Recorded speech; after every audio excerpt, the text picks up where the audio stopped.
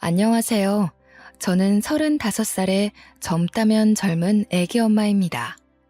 이 사연을 그들이 꼭 봤으면 좋겠는데 많은 분들이 좋아해 주시고 댓글 남겨주시면 아마도 언젠가는 볼 것 같은데요. 그래서 더 사실적이고 있던 일들을 그대로 들려드리려 합니다. 어린 시절부터 간략하게 말을 해보자면 저희 가족은 시골 변두리에 살고 있었어요. 가난하고 배고픈 집안이었지만 그보다 더 최악인 건 아빠께서 알코올 중독이라는 것이었죠. 거기다 엄마께서는 또 외도를 그렇게 하셨습니다. 누가 봐도 외동딸인 저는 부모 중 누구의 돌봄도 받지 못한 채 그렇게 살아가야 했지요. 너무 불우했고 아픈 시간들이 많았습니다. 외도를 하시던 엄마의 곁에는 늘 모르는 아저씨들이 계셨고 그 아저씨들은 제가 농담 삼아 그러기도 하셨어요. 얘가 당신 딸 연수야? 당신이랑 똑같이 생겼네? 안녕 연수야. 아저씨는 엄마랑 곧 결혼할 사람이란다. 네? 그게 무슨... 됐어. 얘한테 말해도 못 알아먹어. 최연수, 집으로 얼른 들어가 있어. 집에 아빠 있으면 엄마 봤다고 하지 말고. 알겠지? 왜 들여보내? 이렇게 본 것 같이 밥이라도 먹자. 이제는 내가 연수 네 아빠라고 생각하면 돼. 알겠니? 전 이런 환경이 너무나도 싫었습니다. 엄마와 외도하시던 모든 분들은 제게 아빠 소리를 듣기를 원했고 그게 당연한 줄 아셨죠. 그러나 어린 마음에 그건 꽤 큰 상처이고 스트레스로 다가왔습니다. 심지어 아빠가 안 계시는 날에는 집으로까지 만나는 남자들을 불러 놀았던 엄마를 전 이해할 수 없었어요. 저에 대한 배려와 생각이 아예 없다 보니 그 어린 나이에 못 볼 장면들도 많이 목격했습니다. 엄마와 아저씨가 옷도 입지 않은 채 엉겨붙어 있는 모습들을 한두 번 목격한 게 아니었죠. 너무 싫었고 끔찍했어요. 엄마만 해도 이렇게 싫은데 아빠라는 사람은 더했습니다. 매일 술로 하루를 살다 보니 일을 할 능력도 없는 사람이었죠. 낮이고 밤이고 늘 만취 상태였고 대화 자체가 불가능했습니다. 술을 드신 아빠는 꽤 폭력적이었는데 그 시비는 늘 집에 있는 저였어요. 야, 너 이리 와봐. 너는 대체 언제 크냐? 너를 괜히 낳아서 전현이랑 결혼까지 하고 내 팔자가 이렇게 더러워진 거 아니야? 너 나한테 어떻게 보상할 거야? 말해봐. 아빠, 잘못했어요. 죄송해요. 자, 아빠가 다시 물어볼게. 이번에 대답 못하면 몽둥이 가져와야 하는 거 알지? 너 때문에 망가진 내 인생 어떻게 보상할 거야? 아빠께서는 늘 저 때문에 엄마와 결혼하게 된 거라며 저를 향한 원망을 멈추지 않으셨습니다. 제가 뭘 그렇게 잘못을 한 걸까요? 태어난 게 잘못인 걸까요? 저는 많은 걸 바란 적도 없었습니다. 그저 가족끼리 따뜻한 밥 한 상 같이 먹어봤으면 했었고 부모님과 함께 오순도순 대화라도 해봤으면 좋겠었죠. 꼭 부모님 모두가 아니더라도 두 분 중 한 분이라도 제 곁을 지켜줬으면 좋겠었습니다. 이게 욕심이었던 걸까요? 단 한 번도 그런 일은 제게 일어나지 않았습니다. 친구들은 늘 함께 놀다가도 저녁을 먹으러 가야 한다며 집으로 향했지만 전 불 꺼진 집에 혼자 쓸쓸히 들어가 컵라면을 먹는 게 일상이었죠. 이렇게 지옥 같은 집구석에서 살다 중학생이 된 저는 도망치고 싶다는 생각을 했습니다. 그런데 도망쳐 나오려면 돈이 필요하더라고요. 그래서 어린 나이였던 저에게 일을 시켜준 분식집에서 홀서빙도 하고 쓰레기도 치우며 굳은 일도 마다하지 않고 전부했습니다. 덕분에 시급보다 조금 더 돈을 받을 수 있었고 이악 물고 단 하루도 쉬지 않고 일을 했죠. 불행한 삶을 살던 제게는 목표 하나가 생겼거든요. 바로 열심히 돈을 모아서 이 집을 제 발로 나가는 거였습니다. 도저히 희망은 눈 씻고 찾아봐도 볼 수 없는 이 집에서 하루라도 빨리 나가는 게 목표였죠. 그래서 저는 최선을 다해 살았고 18살 어린 나이에 제 짐을 싸들고 도망쳐 나왔습니다. 혹시라도 부모님이 저를 찾을까 싶어서 집에서 최대한 먼 타도시로 가서 자리를 잡았어요. 물론 저를 보고 싶어서 찾는 게 아니라 괘씸해서 찾을 것 같았습니다. 그렇게 전 연고도 없는 타지에 가서 그간 열심히 일해 모은 돈으로 작은 원룸방 하나를 얻었어요. 다행인 건지 집주인 부부가 너무 좋은 분들이셨죠. 처음에 어린애가 와서 혼자 계약을 한다고 하니 어려울 것 같다며 저를 내치셨습니다. 그런데 사모님이 제게 따로 와서 조용히 물어보셨어요.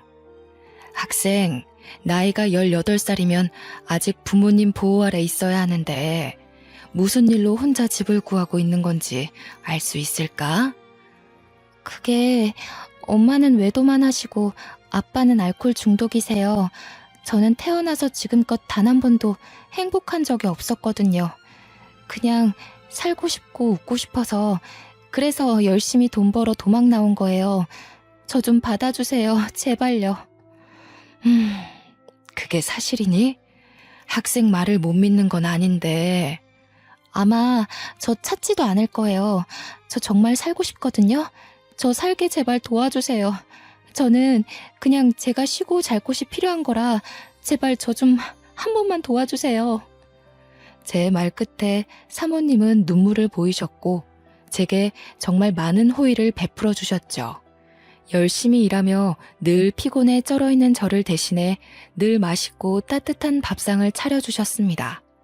제가 조금 일찍 들어와 있는 날은 집주인 부부 집으로 저를 초대해서 함께 삼겹살도 구워 먹으며 푸짐한 밥을 먹을 수 있었어요. 그리고 제가 늦는 날에는 집 앞에 보온 도시락이 놓여 있었죠. 집주인 부부의 호의에 제가 성공해야 할 이유가 또 생겨버린 겁니다. 덕분에 제가 웃는 날이 많아졌고 살아야 할 이유를 찾게 되며 참 씩씩하게 하루하루를 보내게 되었거든요. 그러던 중 제가 꿈만 같은 기회가 왔죠. 늘 아르바이트를 하던 제가 중소기업 경리로 취직을 한 겁니다. 사실 집주인 부부의 지인이 운영하던 회사인데 절 너무 반듯하고 좋게 봐주셔서 격리 자리가 공석이 되자마자 추천을 해주셨어요. 그렇게 안정적인 회사에 들어간 저는 이후부터 월급을 받으며 살았습니다. 그렇게 3년쯤 일을 다니고 있었는데 놀라운 일이 벌어졌죠. 저보다 15살이나 많았던 중소기업 사장은 늘 저를 대하는 게 남달랐습니다. 착각이라면 착각이겠지만 저를 좋아하는 것 같았어요. 그러나 나이가 너무 많았고 연애 경험도 없었기에 모르는 척 하기도 했습니다. 시간이 흐르고 흘러 어느 날은 제대로 고백까지 받게 되었고 피할 수 없었어요. 나는 네가 참 좋다. 15살이나 많은 내가 이런 소리 하면 정말 욕먹을 거 알지만 이 마음을 더는 못 숨기겠어. 나도 이 감정을 없애보려고 참 많이 노력했었거든. 그런데 쉽지 않더라고. 저도 느꼈어요. 그런데 나이 차이가 너무 많이 나서 솔직히 부담스러워요. 그리고 전 일개 직원이고 사장님은 사장님이신데 어떻게 저를 만나겠어요. 이건 아니에요. 너만 괜찮다면 난 아무렴 상관없다. 진심이야. 다른 건 몰라도 절대 너 외롭게 두지 않을 수 있고 배고프지 않게 만들 자신은 있어. 나도 부모 없는 고아로 살아서 그 마음 잘 알잖아. 사장님은 제게 진심을 다해 말을 했고 그걸 또 뿌리치지 못했습니다. 솔직히 저도 마음이 있었거든요. 어렵사리 저희 두 사람은 진지하게 만나게 되었고 너무 좋았죠. 딱 1년 연애를 했는데 1년간 저는 여지껏 살던 제 세상과는 다른 세상을 살게 되었습니다. 저처럼 혈혈단신으로 상경해서 자수성가한 사람이라 그런지 확실히 내면이 아주 단단하고 책임감이 넘치는 모습이 전 참 좋았어요. 그렇게 1년간 연애를 알콩달콩한 저희 두 사람은 결혼을 했습니다. 물론 15살이나 많은 나이였지만 남편은 절 세상에서 유일하게 사랑해줬고 저 역시 유일하게 남편을 사랑했죠. 남편이 재력이 있다 보니 신혼일 때부터 커다란 집에서 편하게 살 수 있었어요. 부유한 것도 물론 좋았지만 그보다 따뜻한 우리 집과 든든한 내 남편이 있다는 게 행복했죠. 결혼 후 남편은 집에서 편하게 있으라며 회사를 그만두게 했고 저 역시 그걸 따르게 되었습니다. 집에서 살림을 하며 남편 내조에 아주 애를 썼어요. 같이 일을 해봤기에 얼마나 힘든지를 누구보다 잘 알아서 집이라는 공간에 와서는 남편이 편하게 쉴 수 있기를 바랐습니다. 저는 늘 아침 저녁을 아주 푸짐하게 차려줬어요. 진수성찬이 따로 없을 정도로 해줬지만 힘들지도 않았어요. 제가 사랑하는 남편이 너무 맛있게 잘 먹어줬고 행복해했습니다. 늘 아침 저녁은 다른 찬과 찌개로 먹였고 그런 제 수고를 당연하게 여기지 않았던 사람이었죠. 제가 힘들 거라고 생각을 해서 본인이 설거지를 해준다거나 남은 청소를 도와주곤 했습니다. 그렇게 남편과 살며 저희 부부가 안정을 찾았을 때 저는 아이를 낳고 싶더라고요. 뭔가 남편과 주말마다 가던 여행도 이제 재미가 없게 느껴졌습니다.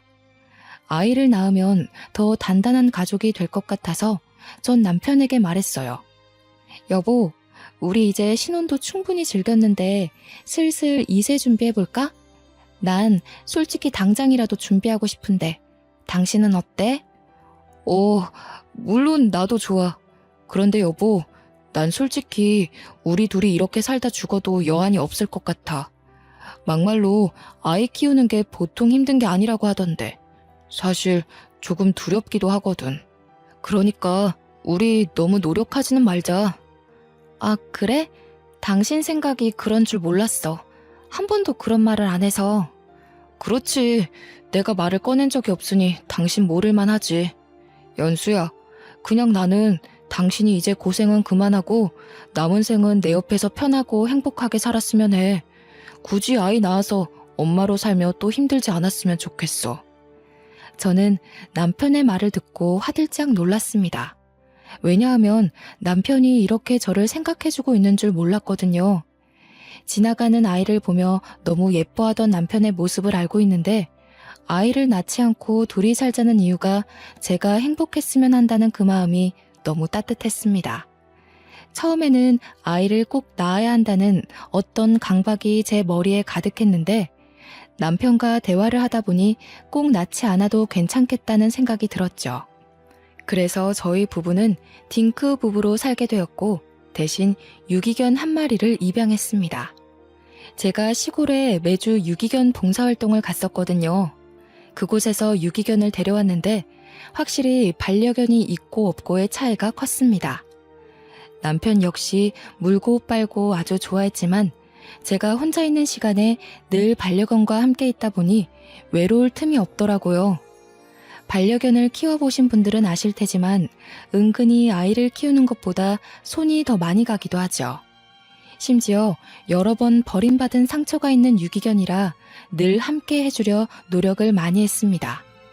그렇게 시간이 흘러 저희 부부와 반려견 사랑이는 단란한 가족이 되었습니다. 이날도 제가 사랑이를 데려온 보호소가 있는 시골로 봉사활동을 가던 날이었습니다. 가서 열심히 다른 사랑이 친구들을 보살펴주고 봉사활동을 모두 마친 후 집에 돌아오는 길이었죠. 늦은 시간이고 시골길이라 가로등 하나 없이 깜깜한 길이었어요. 그 길을 가고 있는데 순간 웬 여자가 길가에 쓰러져 있는 겁니다. 너무 놀라서 급히 차를 세우고 내려가 여자 상태를 봤더니 배는 남산만하게 나와 있었고 온몸이 땀에 젖어선 살려달라고 울부짖었어요. 전 곧바로 구급차를 불렀습니다. 이봐요, 괜찮으세요? 아이가 나올 것 같은데 세상에, 보호자 연락처 좀 알려줄래요? 제가 구급차는 불렀고 보호자한테 대신 연락할게요. 제발 살려줘요. 우리 아기 좀 도와주세요. 살려주세요. 저 보호자 없어요. 그냥 빨리 병원이요. 그렇게 길가에서 임신한 그 여자를 지켜주다 구급차가 와서 그 여자를 실어주고 저는 다시 차에 타서 가게 되었습니다. 그런데 아무래도 보호자가 없다는 저 여자가 걱정이 되는 거예요. 저도 오지랖인 거 아는데 혼자라는 그 쓸쓸함을 잘 알기에 도움이 된다면 곁을 지켜주고 싶었죠.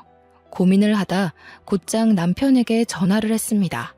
여보, 난데 나 집에 가는 길에 길가에 산모가 쓰러져 있는 거야. 의식은 있는데 거의 출산 직전이라 너무 고통스러워 하더라고. 그래서 우선 구급차 태워서 보냈거든? 아, 정말? 당신 좋은 일 했네. 잘했어. 그럼 지금 집에 오는 길이야? 아니, 그 산모가 보호자가 없다고 하던데 그게 자꾸 마음에 걸려서 아무래도 가볼까 싶거든. 나 병원 들렸다 갈 테니까 당신 밥 먼저 먹고 있어. 다 차려놨거든? 그래. 알겠어. 운전 조심하고 무슨 일 있으면 연락해. 저는 결국 보호자도 없이 애 낳을 일면식도 없는 그 산모가 걱정스러워 병원 응급실로 향했습니다. 가보니 조금만 더 늦었어도 산모가 위험할 뻔했다길래 정말 천만 다행이구나 싶었죠. 다행히 그 병원에서 급히 산부인과를 연결해서 아이를 무사히 출산하게 되었어요. 출산한 그 여자 곁을 조금 지키고 있다가 푹 잠이 들었기에 저도 집으로 왔습니다. 집에 와서 남편과 있던 일에 대해 대화를 조금 더 했고 개운하게 씻고 나왔어요. 그런데 병원에서 제게 전화가 오길래 뭔가 싶어서 받았죠. 네, 여보세요? 아, 네. 김도희님 보호자분 맞으시죠? 여기 땡땡 병원인데요. 김도희님이 아기도 두고 혼자 사라지셨거든요. 얼른 보호자분이 오셔야겠어요. 네? 그럴 리가요. 잠깐 어디 간 거 아닐까요? 아니요. 저희도 오래 기다리다 지금 연락드리는 거예요. 보니까 주소지도 이쪽이 아니시고 우선 보호자분 병원으로 와주시겠어요? 아, 그게 제가 그분 보호자가 아니에요. 저도 길에서 만난 거고 도와준 거라 너무 난감하네요. 우선은 갈게요. 저는 너무 당황스러워 말을 잇지 못했습니다.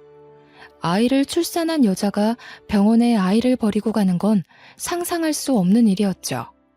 별 생각을 다 했던 게 혹시 병원비가 없어서 돈 때문에 그랬던 건가 싶기도 하고 대체 어떤 사정이 있길래 낳은 아이를 놓고 갈까 싶었습니다. 그렇게 아이를 버리고 간 그 여자 때문에 저만 곤란하고 난처한 상황이 되었어요. 결국 이 상황을 남편에게 털어놨고 상의를 했습니다. 여보, 어쩌지?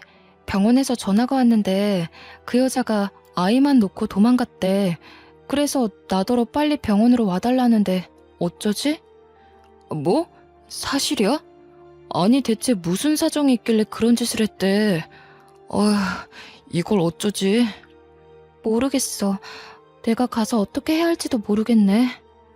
우선 같이 가보자. 가야 뭘 해결하든 하지. 그렇게 전 남편과 상의를 했고 병원으로 갔습니다. 저희가 가는 시간도 꽤 걸렸는데 그때까지도 그 여자는 나타나지 않았고 아이를 버리고 간 걸 확신할 수 있었어요. 뭔가 씁쓸했습니다. 저 작은 아이를 어쩌면 좋을까 싶었죠. 병원 관계자들도 제가 그 여자와 일면식도 없다는 걸 알자 굉장히 난처해하더군요. 어떻게 할지 고민을 하고 있을 때 남편이 제게 이런 말을 했습니다. 여보, 내가 생각을 해봤는데 저 아이 우리가 입양해서 키울까? 물론 갑작스럽긴 한데 우리 형편의 애를 못 키우는 것도 아니니까 난 괜찮을 것 같거든. 저 작은 생명을 우리가 또 버리는 건 좀 그렇잖아. 어? 당신 진심이야? 난 자신 있는데 어때? 물론 우리 피가 섞이지 않았지만 우리 품으로 오려고 이런 일이 벌어진 거 아닐까 싶네. 전 남편의 말에 정말 감동을 했습니다. 사실 저 작은 아이를 데려가고 싶다는 생각도 했지만 쉬운 일이 아니고 혼자 결정할 수 없기에 말도 못 꺼냈거든요. 그런데 남편이 먼저 말해주니 망설일 필요가 전혀 없었죠. 저희 부부는 엄마에게 버림받은 불쌍한 그 아이를 걷어서 키웠습니다. 피가 섞이지 않았고 남편은 우리 딸을 그렇게 예뻐했어요. 사랑하면 닮는다더니 저희 세 식구는 정말 점점 닮아갔고 누가 봐도 이상하지 않을 가족의 모습이었습니다. 아이가 생기니 집안의 분위기가 눈에 띄게 달라졌고 저희 두 사람 모두 갑작스레 부모가 되었답니다. 어느 순간 남편은 저보다 딸을 더 예뻐하고 좋아해서 제가 귀여운 질투를 할 정도였습니다. 다른 말이 필요 없이 너무 행복했죠. 그 작디 작았던 딸은 건강하게 커서 어느덧 초등학교에 입학할 나이가 되었죠. 이게 또 학부모가 되니까 마음가짐이 달라지더라고요. 언제 이렇게 큰 건가 싶고 마음이 뭉클하면서 찡해졌습니다. 매일 딸내미의 등하교를 제가 책임지고 있었고 이게 또 제 삶의 낙이기도 했죠. 여느 때처럼 딸내미의 학교를 위해 학교로 가고 있었는데 딸이 학교 정문 앞에서 어떤 여자랑 대화 중인 걸 발견했습니다. 그 순간 저도 모르게 너무 놀라서 주차도 제대로 못하고 딸 이름을 부르면서 뛰쳐갔어요. 예지야, 예지야 이리 와, 얼른. 엄마. 어머 예지야, 왜 그래? 왜 울려고 그래? 저 아줌마가 예지한테 뭐라고 했어? 엄마가 예지 엄마 아니야? 뭐라고? 누가 그런 소리를 해? 저 아줌마가 엄마는 예지 엄마 아니라고 계속 말했어. 그래서 내가 맞다고 했는데 아니라고 했어. 울지마 예지야. 엄마가 예지 엄마 아니면 누구 엄마야? 저 아줌마 이상한 사람이니까 혹시 또 찾아오면 절대 말하지 말고 따라가는 것도 절대 안 돼. 알겠지? 딸아이는 울면서 제게 충격적인 말을 했습니다. 그때 우리 예지를 버리고 간 그 여자인 건지 설마 갑자기 나타나서 우리 예지를 데려가려고 찾아온 건가 싶어 너무 힘들었어요. 우선 놀라서 우는 딸을 끌어안고 진정시킨 후 집으로 왔습니다. 그 후 남편이 퇴근해서 올 때까지 별 생각을 다 하며 기다렸죠. 여보, 나 너무 무서웠어 오늘. 우리 예지를 데려갈까봐 너무 무서웠어. 응? 그게 무슨 소리야? 누가 예지를 데려가? 오늘 예지 픽업하러 갔는데 정문에서 어떤 여자랑 얘기를 하고 있는 거야. 놀라서 예지한테 막 뛰어갔는데 애가 울면서 엄마가 예지 엄마 아니냐고 막 그러더라고. 그래서 저 여자랑 무슨 얘기를 한 건지 물었더니 그 여자가 그랬대. 내가 예지 엄마가 아니라고. 뭐? 어떤 정신 나간 여자가 애한테 그런 소리를 해? 설마 그때 그 도망간 여자인가? 그러니까 아무리 생각해도 친모인 것 같아. 우리가 친부모가 아닌 걸 이 동네에 아는 사람은 아무도 없잖아. 그런데 왜 갑자기 나타난 걸까? 설마 이제라도 예지를 데려가려고 온 건가? 나 너무 무서워. 여보, 내가 예지를 어떻게 키웠는데 나 절대 예지 못 뺏겨. 울지마 여보. 예지를 왜 뺏겨? 걱정 마. 우리가 예지 법적 부모야. 그 여자는 애 버리고 도망갔잖아. 잊었어? 그 여자는 애 키울 자격도 없어. 그것도 그렇고 예지한테 말해줘야 하나 싶고 생각이 너무 많다 정말. 우선 예지한테 말하는 건 조금만 신중하게 생각해보자. 지금은 타이밍이 아닌 것 같아. 남편과 많은 대화를 하며 참 많이 울었습니다. 눈물이 멈추질 않았고 그 슬픔에 잠겨 힘들었어요. 그 뒤로 저는 딸내미를 잃을까 두려워서 평소보다 더 빨리 가서 딸을 기다렸고 제 품에서 한시도 떼어놓지 않았습니다. 며칠 뒤 남편이 회식 때문에 늦게 온다고 하더라고요. 그래서 딸과 단둘이 오붓한 시간을 보내고 있었는데 핸드폰 알림이 울렸죠. 보니까 누군가 제 핸드폰으로 남편이 술에 취한 모습이 담긴 사진을 계속 보내는 겁니다. 저는 너무 놀라서 남편에게 전화를 했지만 받지 않았어요. 아무리 생각해도 이상해서 사진을 자세히 들여다보는데 술 취한 남편 옆에 여자 가방이 함께 있는 거예요. 저는 그때부터 배신감이 물밀듯 밀려왔고 불륜을 의심하지 않을 수 없었습니다. 그날 늦은 새벽에 남편은 집에 들어왔지만 아무것도 묻지 않았어요. 술 취한 상태이기도 했고 어설프게 물어봤다가 아무것도 알아내지 못할까 봐요. 다음 날에도 역시 아무것도 묻지 않았는데 남편은 발령기를 했습니다. 너무 과음을 했다며 많이 취해서 아무것도 기억이 나지 않는다는 말을 했어요. 저는 우리 가족이 깨지는 걸 누구보다 원치 않았던 사람입니다. 그렇기 때문에 신중하게 접근해야 했고 남편에게 물어봤자 사실이 나올 것 같지도 않아서 바로 흥신소에 가서 사람을 붙였죠. 제발 제가 오해한 거였으면 좋겠다며 마음속으로 빌고 또 빌었습니다. 그러나 흥신소 직원의 말을 듣고 전 절망을 했어요. 알고 보니 남편은 회식이라고 할 때마다 자주 가는 술집이 따로 있었고 그곳은 도우미 여자가 붙어있는 곳이었습니다. 심지어 남편은 일주일에 한 번씩은 꼭 가는 VIP라고 말해주더군요. 얼마나 더러운지. 날마다 다양하게 여자 한 명을 딱 지정해서 밤까지 술 먹고 저한테 들키지 않기 위해 아무리 늦어도 새벽 2시쯤에는 집에 온 거였습니다. 아주 치밀하고 더러운 남편을 용서할 수 없었죠. 저는 전업주부라 딸내미 키우며 살림만 하고 있었는데 어떻게 이럴 수 있나 싶은 배신감이 너무 컸습니다. 더 절망적인 건 말로 들었을 때보다 흥신소 직원이 보내준 사진을 봤을 때 그 절망감은 더욱 컸어요. 다 무너져 내렸고 끝이라는 걸 생각하고 있었습니다. 그런데 이혼을 하고 싶어도 경제적인 능력이 아예 없었기 때문에 이혼을 결정하는 게 결코 쉽지 않았죠. 이런 중대한 문제를 의논할 가족도 없었고 하다못해 친인척도 없었으니 막막했습니다. 여기까지만 해도 충격적인데 여기서 그치지 않았어요. 흥신소 직원은 제 남편에 대해서 이상한 소문을 들었다며 말을 해줬습니다. 그 남편분이 술집에 완전 VIP라고 하더라고요. 그런데 이상한 소문이 도는 게 하나 있었어요. 그게 뭔데요? 그 술집에 젊은 여자 한 명을 임신시켰대요. 근데 여자를 아주 비참하게 버렸다는 소문이 쫙 돌고 있어서 그 술집에 있는 종업원 중에 모르는 사람이 없을 정도라고 하더라고요. 이 정도면 소문이 아니라 진짜인 거죠 뭐. 임신을 시켰다고요? 그 여자는 누군데요? 그것까진 말 안 해주더라고요. 아무튼 이런 말하기 좀 그렇지만 보통 질이 나쁜 게 아니니까 남편분과 얼른 정리하세요.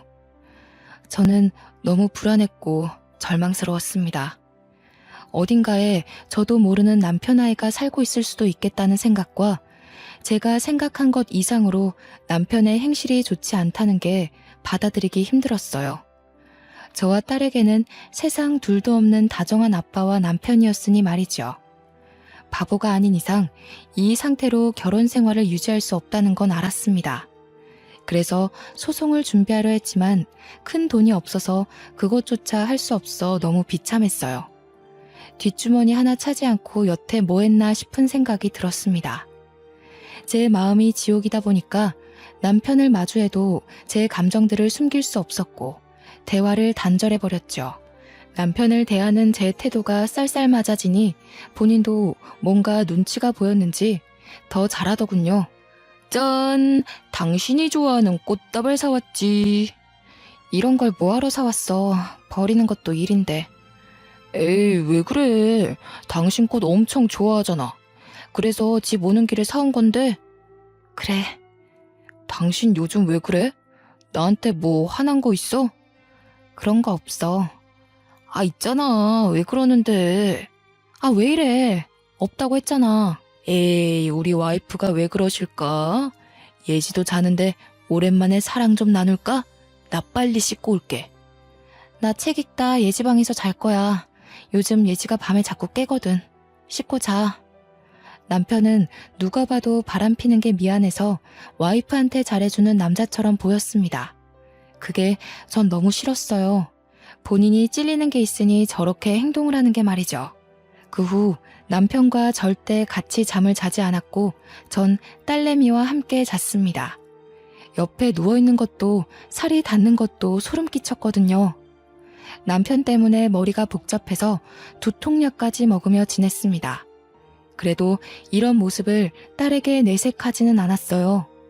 한동안 참 힘들게 보내던 저는 아무 생각 없이 여느 때처럼 딸을 픽업하러 학교로 갔고 손을 잡고 차를 타려는데 갑자기 어떤 여자가 제 손목을 확 낚아채는 겁니다.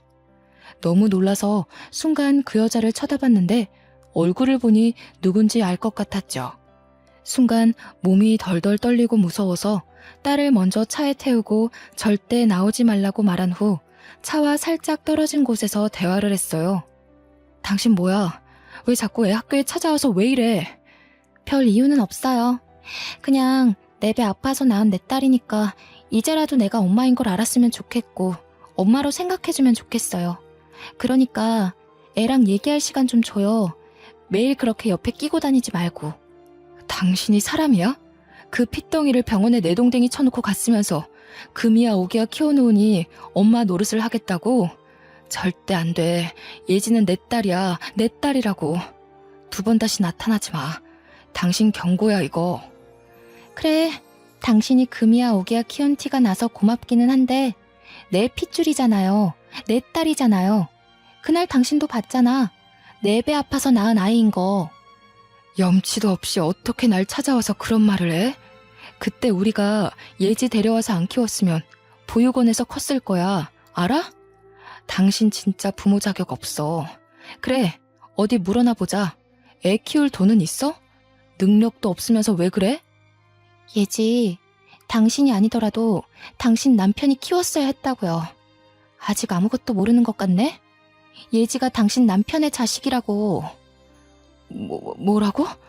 지금 무슨 헛소리를 하고 있는 거야? 당신 진짜 악질이구나. 사실이에요. 이도훈이 나 술집에서 일할 때 25살이었던 나를 임신시켰거든. 내가 워낙 말라서 배가 나오는 것도 몰랐고 5개월이 넘도록 임신한 줄도 모르고 지냈는데 어느 순간 자꾸 배만 나와서 그때 알았어요. 결국 임신한 거 알고 술집에서 잘리고 돈도 없어서 근근히 편의점 알바나 하면서 살았어요, 저. 무슨 헛소리를 자꾸 하는 거야. 못 믿겠지만 사실이에요.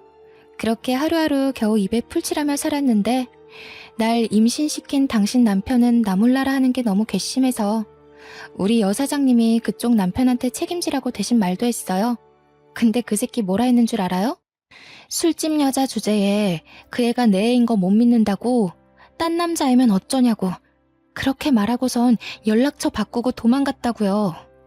저는 이 여자의 말을 듣고 정신을 놓을 뻔했습니다. 내 남편은 알고 보니 2 얼굴을 가진 사람이었고 가장 가까운 저만 몰랐더라고요.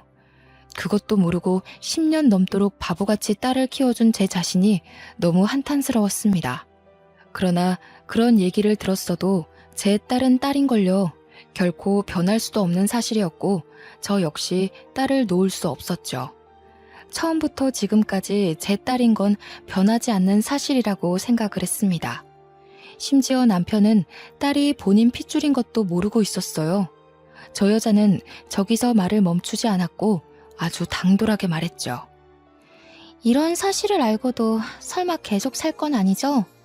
미안하지만 당장 이혼해줘요. 그땐 돈이 없어 어쩔 수 없어서 딸을 놓고 간 거지만 10년의 세월 동안 하루도 빠짐없이 그리워했어요. 한 번만 품에 안아보고 싶어서 죽을 만큼 괴로웠다고요. 그래, 아무리 생각해도 그런 쓰레기랑 못 살아. 아니, 안 살아. 그런데 조용히 헤어질 수 없거든, 나는? 그럼 내가 이혼해 줄 테니까 그동안 있었던 모든 일을 법정에서 증언해줘. 그 조건이면 내가 이혼할게. 나도 어차피 그 새끼 필요 없고 내 딸만 찾으면 그만이에요. 그러니 도와줄게요. 그렇게 해요. 저는 남편과 도저히 살 수 없다고 판단을 했고 그 여자에게 도움을 청했습니다. 그 여자만큼 확실한 증거는 없으니 말이죠. 그 후 근처 월세방을 구해서 딸과 함께 살았고 남편과는 별거 생활을 시작했어요. 남편은 이런 제 태도에 어리둥절했고 대체 왜 그러냐고 물었습니다. 저는 대꾸해주지 않았고 이혼 소장이 남편에게 날아갈 때까지 침묵했죠. 그리고 드디어 도착한 이혼 소장을 본 남편은 제게 전화로 쌍욕을 했습니다. 물론 전 모든 통화 내용을 녹음했어요. 야, 너 미쳤냐? 지금 나한테 이혼을 하자는 거야? 이런 별 미친 걸 다 보겠네. 야, 남자가 살다 보면 그럴 수도 있지. 뭘 그딴 거 가지고 이혼하네 마네야. 입 다물어. 당신이랑 아무 말도 하고 싶지 않고 그냥 이혼하고 더럽게 살아. 야, 술집 여자 한 번 만난 거 가지고 왜 난리야. 너도 그럼 남자 만나서 한 번 하던가. 내가 봐줄게. 쥐뿔 가진 것도 없는 게 주제넘게 감히 이혼 소리를 하고 있네? 너 죽고 싶냐? 이게 오냐오냐 해주니까 버릇없이 감히 남편한테. 남편은 본인의 화를 이기지 못해 술술 자백을 했고 전 녹음을 했죠. 그 후 길고 길었던 이혼 소송은 1년간 지속되었고 1년 만에 막을 내렸습니다. 놀랍게도 딸아이 양육권은 제가 가지게 되었어요. 친모의 주거 환경이 불안하고 예지가 절대 친모한테 가고 싶지 않다고 증언을 했거든요. 결국 여러 상황적인 면을 봐도 그렇고 딸이 저를 따르기 때문에 제가 키우는 게 맞다고 법원이 판결 내렸어요. 친모가 항소를 할 수 있었지만 돈이 없어서 못하더라고요. 전 혹시라도 친모가 딸을 뺏어갈까봐 아예 이사를 가서 월세살이를 시작했습니다. 위자료로 고작 2천만 원을 받았고 너무 작았죠. 그 괘씸함과 분한 마음에 남편의 회사 안의 직원들한테 부탁해서 소문을 쫙 내고 말았습니다. 그런데 경쟁업체는 이걸 기회라고 생각했는지 전 남편 회사의 기술을 빼내려고 능력 있는 직원들한테 스카우트 제의를 했더라고요. 물론 연봉이 올라가는 조건이니 직원들 10명 이상이 경쟁업체로 이직을 했습니다. 그렇게 경쟁업체는 그 틈에 신제품을 출시했는데 남편 회사에서 출시한 것보다 더 효과 좋은 제품이라 남편 회사는 매출이 급하락했어요. 결국 서서히 망해가고 있던 겁니다. 이런 거 저런 거 신경 쓰지 않고 전 남편에게 양육비를 달라고 했어요. 양육비 줘. 이런 걸로 신경 쓰게 하지 마. 연수야, 나 죽겠다 진짜. 나 진짜 돈이 없어. 너랑 이혼하고 애가 한 명 더 생겼거든? 들어보니 저랑 별거 중일 때도 술집에 가서 욕구를 풀었었고 더 충격적인 건 전 남편의 애가 또 생겼더라고요. 웃긴 게 이번에는 그 술집 여자가 아주 영리하고 대단한 게 전 남편의 지갑을 슬쩍 가져다가 주민등록증에 적혀있는 집 주소를 확인하고는 그 집 앞에 아기를 버려두고 갔다고 합니다. 참 책임감도 없는 여자들이 세상에 너무 많지 않나요? 그럴 거면 낳지를 말라고 말해주고 싶더라고요. 저는 전 남편의 하소연을 들어주지 않았고 칼같이 입금하라고 말을 한 후 끊었습니다. 그 후 2천만 원으로 근처 카페를 창업했어요. 망할까봐 너무 두려웠지만 주부로 10년을 넘게 살아서 그런지 제가 요리 솜씨가 좀 있었습니다. 그래서 디저트 레시피를 인터넷 보고 따라 만들었는데 디저트 수익이 상상 초월했어요. 1인 창업인데 규모가 점점 커져서 결국 확장 이전까지 했고 알바생도 여러 뽑아서 함께 일을 했습니다. 알바생이 생기면서 딸과 보낼 수 있는 시간이 늘어나서 좋았고 가끔 바쁠 때는 우리 딸이 카페에 와서 공부도 하며 지내고 있어요. 저는 디저트를 만들 때 딱 하나만 생각을 했습니다. 우리 딸이 언제든 먹을 음식이니 꼭 몸에 좋은 유기농 재료들로만 만들자고요. 건강한 식재료로 만든 유기농 디저트라는 타이틀은 근처 학부모들 사이에도 입소문이 제대로 났습니다. 그렇게 불행하고 힘들게 산 제게 드디어 진짜 행복을 주는 건가 싶은 하루들을 보냈습니다. 심지어 더 대박인 건 지역 맘카페에까지 소문이 제대로 퍼진 거예요. 유기농 재료만 취급하기 때문에 가격대가 꽤 있는데도 타지에 살고 있는 고객님들이 오셨고 제게 택배는 안 하냐는 문의가 쏟아졌습니다. 결국 고심하던 끝에 택배 사업에도 도전을 했죠. 저는 약한데 엄마는 강하니까요. 벌 수 있을 때 벌고 싶었고 적어도 우리 딸에게 모든 걸 해주고 싶은 마음에 이를 악물고 살았어요. 어떻게 보면 디저트만 만들어 파는데도 매출이 어마어마해서 직원을 추가로 더 뽑았습니다. 솔직히 어떻게든 하면 할 수 있었는데 저는 딸과의 시간이 너무 소중했기에 인건비가 더 나가더라도 직원을 충분히 고용했어요. 제가 돈을 넉넉히 버니까 딸에게 해줄 수 있는 것도 많아지고 무엇보다 제 곁에 딸이 있어서 전 너무 행복하더라고요. 친모는 한 달에 한 번씩 주기적으로 연락 와서는 우리 딸 한 번만 만나게 해달라고 애원하는데 딸이 정말 싫어해서 참 난감합니다.